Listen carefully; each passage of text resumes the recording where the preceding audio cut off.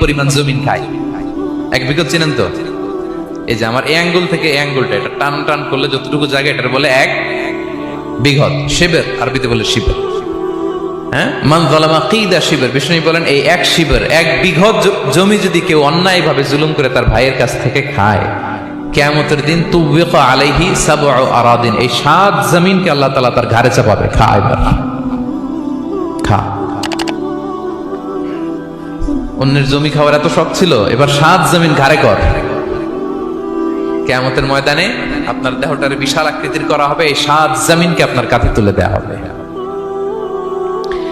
এজন্য আমরা অন্যের রাইটস, অধিকার যেন নষ্ট না করি, কারো উপর যেন জুলুম না করি, কোনোভাবেই না। আমরা নানাভাবে এই জুলুমটা করি।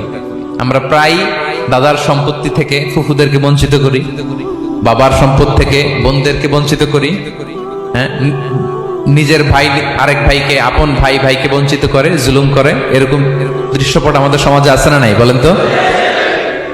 কিয়ামতের দিন আল্লাহর সুপ্রিম কোর্টের কাঠগড়ায় হিসেব দিতে হবে। আর এই জালিমদেরকে আল্লাহ তাআলা পছন্দ করেন না। এবং সবচেয়ে ভয়ঙ্কর ব্যাপার হচ্ছে, আপনি যখন কারোর উপর জুলুম করেন, ওই মাজলুম আর আল্লাহর মাঝখানে কোনো ফারাক থাকে না।